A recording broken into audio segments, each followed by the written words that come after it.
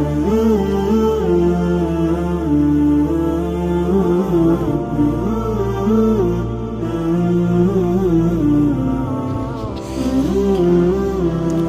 لله وحده لا شريك له والصلاة والسلام على من لا نبي بعده أما بعد فأعوذ بالله من الشيطان الرجيم بسم الله الرحمن الرحيم وكان حقا علينا نصر المؤمنين صدق الله العظيم وقال رسول الله صلى الله عليه وسلم بدأ الإسلام غريبا وسيعود كما بدأ او كما قال علیہ الصلاۃ والسلام۔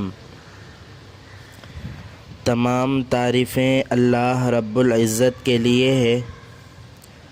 رحمت کاملہ نازل ہو میرے اور آپ کے آقا احمد مجتبیٰ محمد مصطفیٰ ساقی کوثر شافع محشر شفیع المذنبین رحمت للعالمین صلی اللہ علیہ وسلم پر اور ان کے آل و اصحاب پر اور تمام مؤمنین پر اور خصوصاً رمضان المبارک کے اس تیسرے جمعے میں آئے ہوئے ہم تمام حضرات پر۔ اللہ کے فضل سے دنیا کے تمام مسلمان اس مبارک مہینے میں قرآن کریم کے ساتھ اپنے تعلق کو جوڑے ہوئے ہیں، قرآن کریم کی تلاوت کرتے ہیں اور اس کے معانی و مطالب کو سمجھنے کی کوشش کرتے ہیں۔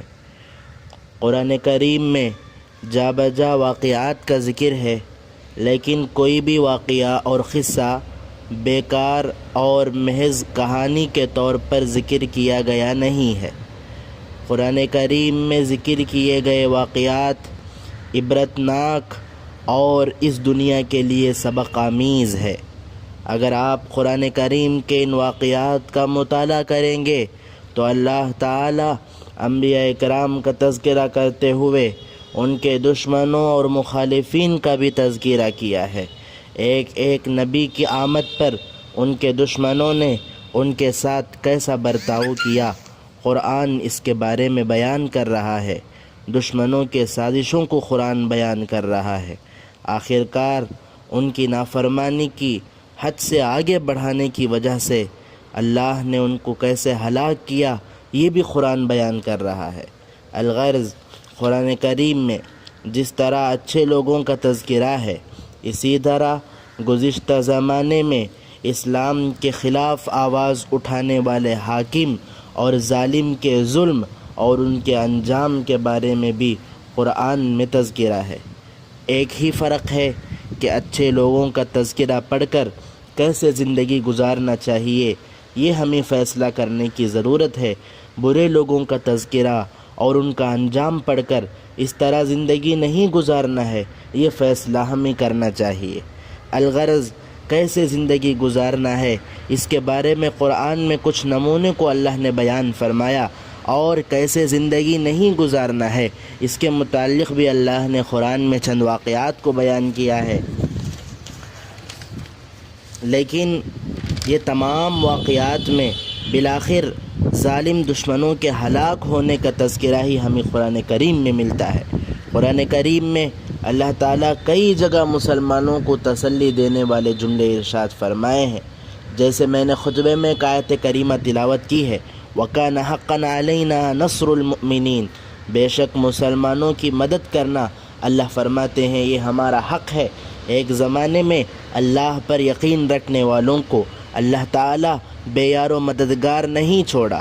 بالآخر بالکل آخری لمحات میں جب کہ مسلمان یہ سوچ رہے ہوتے ہیں کہ کیا اب ہمارا مدد کرنے والا کوئی نہیں ہے، ایسے وقت میں اللہ کی مدد ان کے ساتھ شامل حال رہی ہے۔ کئی واقعات اس پر شاہد ہیں۔ اگر تمام واقعات کو معلوم کرنا، بولنا اور اس وقت سننا یہ ممکن نہیں ہے تو ایک دو واقعات پر آپ خود غور فرما لیجئے۔ مثال کے طور پر بنی اسرائیل میں ایک سردار تھا، اس کا نام تھا جالوت۔ اس زمانے میں اس کا مخالف کوئی نہیں تھا، ظالم بادشاہ تھا، لوگوں پر ظلم کرتا تھا، اور روزانہ لوگوں کو قتل کیا کرتا تھا۔ اس کے خلاف ایک معمولی طالوت نامی شخص کی قیادت میں 313 افراد پر مشتمل ایک جماعت گئی۔ یہ واقعہ قرآن کریم کے دوسرے پارے کے آخری 2 صفحے میں اللہ تعالیٰ اس جنگ اور واقعے کو بیان فرمایا ہے۔ مکمل واقعہ ضروری نہیں ہے۔ آخر کار جالوت مارا گیا۔ ایک ظالم بادشاہ معمولی چھوٹی سی 313 افراد کی جماعت کے ساتھ شکست کھا گیا، ہار گیا۔ مجھے اس واقعے کو بیان کرنا ضرورت نہیں ہے، بلکہ اس واقعے کے ختم پر اللہ تعالیٰ قرآن میں ایک جملہ ارشاد فرماتے ہیں۔ وہ بہت اہم جملہ ہے۔ وہ جملہ دنیا میں تمام ملکوں کے حکمران، بالخصوص ہندوستان کے حکمران کے کانوں تک ہمیں پہنچانا ہے۔ کیا فرماتے ہیں اللہ تعالیٰ قرآن میں؟ اس واقعے کے ختم پہ فرماتے ہیں، کم من فئۃ قلیلۃ غلبت فئۃ کثیرۃ بإذن اللہ۔ اللہ کی اجازت سے کئی مرتبہ ایک چھوٹی سی جماعت بڑی جماعت پر غالب آ گئی۔ یہ قرآن بیان کر رہا ہے۔ چھوٹی جماعت ہمیشہ کمزور جماعت نہیں رہے گی، مسلسل ان کو مارنے کے بعد بھی وہ بزدل ہی رہیں گے، ایسے تم سمجھ نہیں سکتے۔ یہ قرآن کے الفاظ ہیں، کم من فئۃ قلیلۃ، کئی چھوٹی سی جماعت، بہت سی چھوٹی سی جماعت ایسی ہے، غلبت فئۃ کثیرۃ بإذن اللہ، اللہ کی اجازت سے بڑی جماعت پر غالب آئے ہیں۔ جالوت کا لشکر سب سے بڑا لشکر تھا۔ طالوت کی قیادت میں 313 کا لشکر بہت چھوٹا لشکر تھا، لیکن یہ چھوٹا لشکر ان پر حملہ کرتے وقت ان کے ساتھ مقابلہ کرنے کی استطاعت نہیں رکھے۔ الغرض دنیا بھر میں لوگوں پر ظلم کرنے والے لوگ دنیا میں ہمیشہ نہیں رہے، اور نہ ایسے لوگ کامیاب ہوئے۔ مختصراً یہ ہے کہ ان کو اچھی موت تک نصیب نہیں ہوئی۔ طویل مقابلہ اور مناظرے کرنے کے بعد حضرت ابراہیم علیہ السلام کو آخر کار جب آگ میں ڈالنے کا فیصلہ کیا تو اللہ تعالیٰ نے ایک جملہ ارشاد فرمایا کہ کیا آپ جانتے ہیں ان کا انجام کیا ہے؟ حضرت ابراہیم کے واقعے کو بیان کرتے ہوئے آخر میں اللہ ارشاد فرماتے ہیں، وَأَرَادُوا بِهِ كَيْدًا فَجَعَلْنَاهُمُ الْأَسْفَلِينَ۔ ابراہیم علیہ السلام کے خلاف ان لوگوں نے ایک بہت برا منصوبہ بنانا چاہا، ہم نے ان کو ذلیل کر دیا۔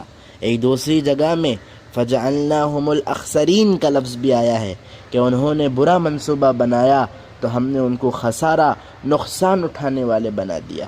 حق کے خلاف چلنے والے حکمران لوگ، جماعت، نبی کے خلاف کھڑے ہونے والی گروہ، جماعت، یہ کیسے ہلاک ہوئی، اس کو قرآن بیان کر رہا ہے۔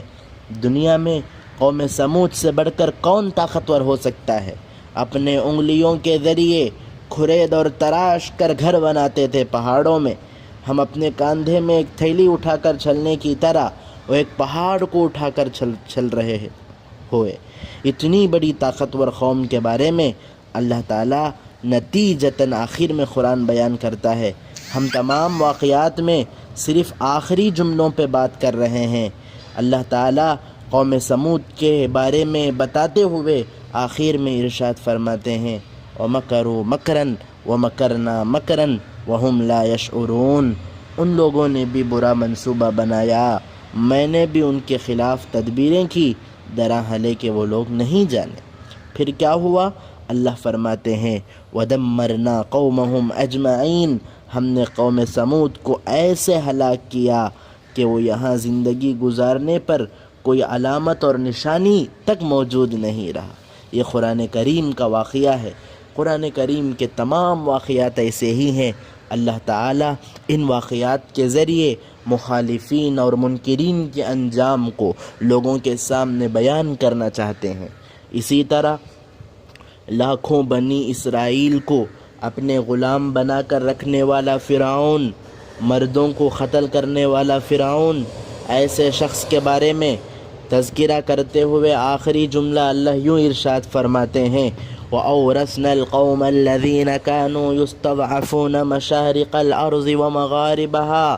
تمام زمین میں سب سے ذلیل و خوار کیے جانے والے لوگوں کو ہم نے زمین کا وارث بنایا، ان ظالموں کو ہلاک کر کے۔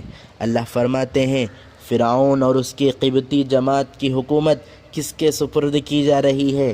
المستضعفین فی الارض، زمین میں سب سے کمزور سمجھا جانے والا قوم، اس قوم کے سپرد کیا جا رہا ہے، اس قوم کے پاس دیا جا رہا ہے۔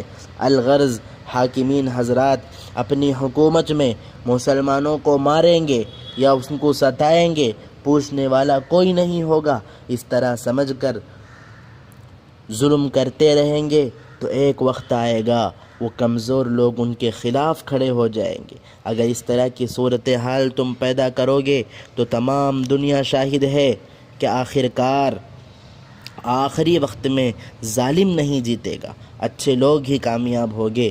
تمام زمانے میں پیش آنے والا یہ سچ قرآن کریم تمام واقعات میں ہمیں دیکھنے کو ملتا ہے۔ قرآن کریم میں یہ تمام واقعات میں ہمیں اس طرح کے حالات دیکھنے کو ملتے ہیں۔ اللہ کے نبی صلی اللہ علیہ وسلم شروع زمانے میں بہت کمزور تھے، آپ کے متبعین، آپ کی اتباع کرنے والے بہت تھوڑے تھے، چاروں طرف سے آپ صلی اللہ علیہ وسلم پر حملے ہو رہے ہیں، ایک طرف سے مشرکین مکہ اور ایک طرف سے مشرکین مکہ، دوسری طرف مدینے کے منافقین کی سازش، اہل کتاب میں سے یہودیوں کا حملہ، نصارہ کا حملہ، فارس سے آتش پرست مجوسی کا حملہ۔ ان تمام حملوں کے ساتھ اللہ کے نبی اور صحابہ کرام اشاعت دین کے کام میں لگے ہوئے ہیں، اشاعت دین کے کاموں میں لگے ہوئے ہیں، اشاعت دین کے کام کو جو ہے کر رہے ہیں۔ آخر میں اسلام کی جیت ہوئی، نبی علیہ السلام کامیاب ہوئے۔ ہارے جیسا معلوم ہوگا، مسلسل مار کھائے جیسا معلوم ہوگا۔ بعض دفعہ اس طرح کا معاملہ پیش آیا ہے، لوگ سمجھ رہے ہوں گے کہ اب مسلمانوں کا معاملہ ختم ہے، لیکن اس وقت اللہ تعالی حالات کو سازگار بنا کر مسلمانوں کی مدد فرمائے ہیں۔ غزوہ احد 90% شکست تھی، آخر میں پیش آنے والا معجزہ اللہ کی مدد کو کھینچ کر لائی۔ یہ بات اچھی طرح سمجھ لے کہ بہت زمانے سے کوئی بھی قوم مار کھاتی ہوئی نہیں رہے گی۔ مسلسل ایک قوم کی مسجدیں، ایک قوم کی گھریں، دکانیں اس پر حملہ ہو رہے ہیں تو یہ نہ سمجھے کہ جو بھی ہو یہ قوم بات نہیں کرے گی۔ اس طرح بڑے مالدار حضرات پہلے سمجھتے تھے۔ فرعون، نمرود، ہٹلر، ان تمام کی تاریخ ہمارے سامنے موجود ہے۔ 12,000 مسلمان شریک ہونے والا ایک غزوہ جسے غزوہ حنین کہتے ہیں، یہ ایسا غزوہ ہے، اس سے پہلے کسی غزوے میں 12,000 افراد، ان میں سے ہر ایک کے پاس ہتھیار اس طرح کبھی کسی جنگ میں نہیں گئے۔ ہاں غزوہ تبوک کو گئے، 30,000 افراد تھے، لیکن ہر ایک کے پاس ہتھیار نہیں تھا اور جنگ بھی نہیں ہوئی۔ الغرض 12,000 افراد ہتھیار سمیت غزوہ حنین میں گئے۔ مسلمانوں کا یہ سخت مقابلہ تھا۔ عوف بن مالک نامی دشمن کا زبردست پلاننگ، زبردست منصوبہ، مسلمانوں پر چاروں طرف سے حملے ہوئے، سب بھاگنے لگے۔ تاریخ میں یہاں تک لکھا ہے کہ 12,000 افراد میں سے اللہ کے نبی صلی اللہ علیہ وسلم کے ساتھ میدان جنگ میں بھاگے بغیر رہنے والے صرف 90 افراد تھے۔ 12,000 افراد کہاں، 90 لوگ کہاں؟ جنگ حنین میں 90 لوگ ہی اللہ کے نبی کے ساتھ تھے۔ تھوڑی دیر بعد معاملہ بدلنے لگا، صحابہ کرام اعلان کر کے اپنے ساتھیوں کو بلانے لگے، کہاں ہے رسول اللہ سے معاہدہ عہد و پیمان کرنے والے؟ آؤ، کہاں جا رہے ہو؟ واقعہ یہ ہوا کہ مد مقابل کئی گنا زیادہ افراد پر مشتمل دشمن جماعت کو اسی دن شام کو بھاگنے پر وہ لوگ مجبور ہو گئے۔ تاریخ کی کتابوں میں آتا ہے جنگ حنین میں رسول اللہ صلی اللہ علیہ وسلم کو جو مال ملا، حضور کی زندگی میں ملنے والی مال غنیمت میں سب سے زیادہ مال اسی غزوے میں تھا۔ اتنا زیادہ مال کسی دوسرے جنگ میں اللہ کے نبی کے ہاتھ نہیں آیا۔ میں یہ بولنا چاہتا ہوں، بار بار کوئی قوم مار کھائے جیسا معلوم ہوگا لیکن آخر میں جب اللہ کی مدد سے یہ قوم آگے بڑھ کر حملہ کرے گی تو یہ دشمنان اس کو برداشت نہیں کر سکتے۔ غزوہ حنین کے قصے کو اللہ بیان کرتے ہوئے اس کے اینڈ میں، اختتام میں اللہ تعالیٰ یوں فرماتے ہیں وَأَنزَلَ جُنُودًا لَمْ تَرَوْهَا وَعَذَّبَ الَّذِينَ كَفَرُوا، ہم نے ایسے لشکر کو بھیجا جس کو تم نہیں دیکھ سکتے، خواہ وہ پرندہ ہو یا جانور ہو۔ اگر ضرورت پڑی تو ابابیل کو بھی اللہ بھیجے گا، ہدہد کو بھی اللہ بھیجے گا، چیونٹی اور مکھی کے ذریعے بھی اللہ نے دشمنوں کو شکست دی ہے، ہرایا ہے۔ کسی بھی ظالم کے ظلم کا انجام آخر میں بہت بڑا خطرناک ہونے والا ہے۔ ایک حد تک کمزور لوگ ان دشمنان کا مقابلہ کر سکیں گے، اگر حد سے آگے بڑھ جائے تو ان کا رب اس معاملے کو اپنے ذمے لے لے گا۔ اس کے بعد ان کا کیا حال ہوگا؟ وَمَا رَمَيْتَ إِذْ رَمَيْتَ وَلَكِنَّ اللَّهَ رَمَى۔ اللہ تعالیٰ نبی سے خطاب کرتے ہوئے فرماتے ہیں دشمنوں پر پتھر برساتے وقت تم نے پتھر نہیں برسایا بلکہ اللہ نے ان پر پتھر پھینکا۔ ایک مٹھی مٹی اٹھا کر اللہ کے نبی دشمنوں کی طرف پھینک رہے ہیں، ان کے سامنے 1000 آدمی ہیں، جو بھی پھینکو ایک ہی طرف کھڑے ہونے والے لوگوں پر ہی مٹی پڑے گی۔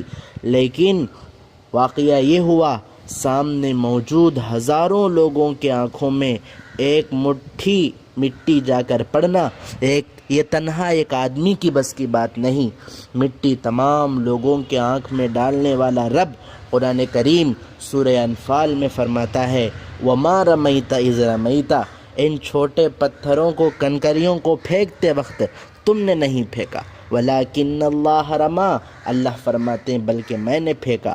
کمزور مظلوموں پر مسلسل ظلم کے پہاڑ توڑے جانے کی صورت میں ان کمزور لوگوں کی طرف سے فیصلہ رب فرمائے گا، جسے جہاں پہنچانا ہے اسے وہاں پہنچا کر رہے گا۔ رمضان المبارک کی ان بابرکت گھڑیوں میں حکومت کے بارے میں، دنیا کی خبروں اور موجودہ حالات کے بارے میں جمعے کے دن امام صاحبان اکثر بات نہیں کرتے، اسی طرح چلتا آیا، لیکن تقریباً 10-12 دنوں سے اس ملک میں کمزور مسلمانوں پر کیا جانے والا ظلم اور زیادتی یہ حد سے آگے بڑھ رہی ہے۔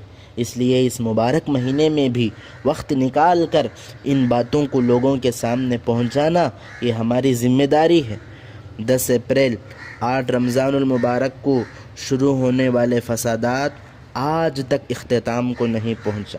جگہ جگہ ہونے والے احتجاجات، عید کے نام پہ احتجاجات کے نام سے فسادات، اس رمضان المبارک کے مہینے میں سکون و اطمینان کے ساتھ روزہ رکھنے والے مسلمانوں کے ساتھ اس طرح کا ظلم اور اس ظلم کے ساتھ دینے والے حکمران ہیں، یہ کہاں کا انصاف ہے؟ اتنا تو معلوم ہوتا ہے کہ یہ ملک کے لیے اچھا نہیں ہے۔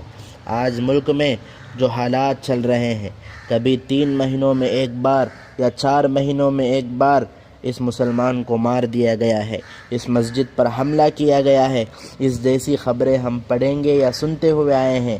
اب یہی خبریں اس رمضان المبارک کے 10 اپریل سے لے کر ان 12 دنوں سے اور روزانہ اہم خبریں بن کر سامنے آ رہی ہے۔ طرح طرح سے مسلمانوں پہ حملے کیے جا رہے ہیں۔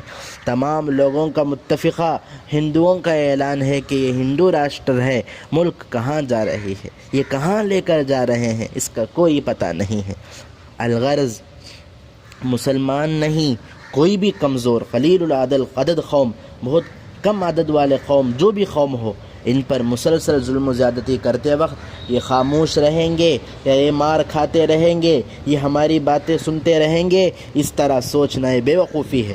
اب تقریباً 2-4 دنوں سے دہلی جہانگیر پور میں مسلمانوں پر ہونے والا ظلم و زیادتی، گھروں کو توڑا جا رہا ہے، دکانوں کو توڑا جا رہا ہے، مساجد پر حملے ہو رہے ہیں۔ عین افطاری کے وقت جب تمام مسلمان افطاری کے لیے مسجد میں بیٹھے ہو، اس وقت مساجد، دکان اور گھروں پر حملہ کیا جا رہا ہے اور مینارے میں چڑھ کر ان کا جھنڈا نصب کیا جا رہا ہے، لگا رہے ہیں۔ ان لوگوں کو تھوڑا شرم و حیا نہیں ہے؟ ان لوگوں کو شرم آنی چاہیے۔ کیا یہ لوگ سمجھتے نہیں ہیں کہ کیا اس طرح مینارہ پر چڑھ کر جھنڈا لگانے سے ان کا مذہب کامیاب ہو جائے گا، یا مینارے پر جھنڈا لگا کر کسی جگہ کو قبضہ کرنا چاہ رہے ہیں وہ لوگ؟ اگر اس طرح کے واقعات ہر جگہ چلیں گے تو آگے کیا ہوگا یہ زیادہ سوچنے کی بات ہے۔ جو بھی ہو ان کے صبر کی بھی ایک حد ہوتی ہے۔ مسلسل یہ واقعات اس رمضان المبارک میں ہم دیکھ رہے ہیں، پوچھنے پر بتایا جا رہا ہے یہ ہماری عیدیں ہیں، ہم اسے منائیں گے، ہم ان عیدوں کو منائیں گے، میلہ لگائیں گے، گلی گلی پھریں گے۔ ہاں، جتنے لوگ ہیں ان میں کسی کے ہاتھ بھی خالی نہیں تھے، بلکہ تمام کے ہاتھوں میں ہتھیار تھا۔ عید کے موقع پر جھنڈا اٹھا کر جانے کا رواج ہے، یا کوئی مذہبی نشانی اٹھا کر لے جانے کا رواج ہے۔ اگر ضرورت پڑی تو اپنے مذہبی نعرے لگاتے ہوئے جا سکتے ہیں، لیکن اس طرح ہاتھوں میں ہتھیار سمیت جانا یہ کہاں کا انصاف ہے؟ اور اس شہر کے پولیس والے، ان کا معاملہ تو لوگوں کے ساتھ، ان کا رویہ مسلمانوں کے ساتھ ایسا تھا کہ 2 ہاتھ سے معذور مسلم شخص کو قید کیے ہیں۔ اس رمضان کے بابرکت مہینے میں اس طرح کی خبروں سے اپنے آپ کو بچاتے ہوئے، قرآن پڑھتے ہوئے، روزہ رکھتے ہوئے زندگی گزارنے والے مسلمانوں پر اس طرح کا ظلم ہو رہا ہے۔ اس سے بڑی تعجب کی بات یہ ہے کہ یہ تمام ظلم اس ملک کے حکمران کی اجازت اور رضامندی سے ہو رہا ہے۔ ہندوستانی مسلمانوں کے آگے کی زندگی بہت اندھیری ہے۔ ابھی 3 یا 4 سال کے بعد ہماری زندگی کیسی ہوگی یہ معلوم نہیں ہے۔ محلے کی حفاظت کرنے والی ایک نوجوان کمیٹی، ایک نوجوان کی جماعت، یا اچانک حملہ ہونے کی صورت میں ان سے ڈٹ کر مقابلہ کرنے والے مسلم نوجوانوں کی جماعت پوری دنیا میں ہر جگہ قائم کرنا ہے۔ یہ بات یاد رکھے کہ ہم عام لوگوں پر حملہ کرنے والے نہیں ہیں، صرف ہتھیار پر بھروسہ کرنے والے نہیں ہیں۔ ہندوستان میں کسی بھی فرد کو، خواہ وہ کسی بھی مذہب سے تعلق رکھنے والا ہو، اسی مصیبت اور تکلیف آنا یہ ہم برداشت نہیں کرتے، ہم یہ خواہش بھی نہیں کرتے فساد مچانے ہی کی غرض سے، لیکن فساد مچانے ہی کی وجہ سے آنے والے چند سرکش شیطانوں کا مقابلہ، چند سرکش شریروں کا مقابلہ کرنے کے لیے اور انہی کے انداز میں ان کا جواب دینے کے لیے ہمیں حق بنتا ہے کہ اس طرح کی ٹیمیں تیار کریں۔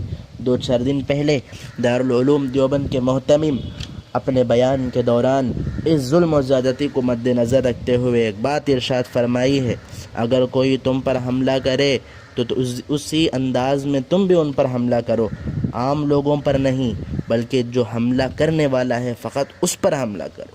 دوسری بات یہ ہے کہ اس وقت ہمیں اتحاد اور اتفاق کی ضرورت ہے۔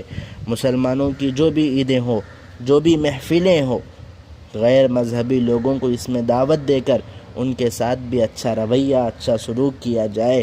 ناگپور میں یہ ہفتہ ایک بہت اچھا واقعہ پیش آیا۔ ناگپور کے ہندو مذہب کے لوگ لا الہ الا اللہ کلمہ سیکھ کر مسلمانوں پر حملہ نہ کرو اس طرح کے نعرے لگاتے ہوئے جا رہے ہیں۔ اس لیے ہمیں اتحاد کی ضرورت ہے۔ ملک کے حالات خراب ہیں، سکون اور اطمینان، امن اور چین ہندوستان سے ختم ہوتے جا رہا ہے۔ رمضان کی اس مبارک مہینے میں دعا کرتے ہوئے اس ملک کے لیے بھی دعا کیجیے، اس ملک کی امن و سلامتی کے لیے دعا کیجیے، اس ملک میں لوگوں کے اطمینان اور سکون کو اللہ سے مانگیے۔ ظلم کرنے والے ان ظالمین کے ساتھ اللہ تعالیٰ عاد اور سمود والا برتاؤ کرے، عاد و سمود والا جیسا معاملہ اللہ ان کے ساتھ کرے۔ اللہ تعالیٰ رمضان المبارک میں ہماری دعاؤں کو قبول فرمائے۔ آمین۔ وآخر دعوانا ان الحمد للہ رب العالمین۔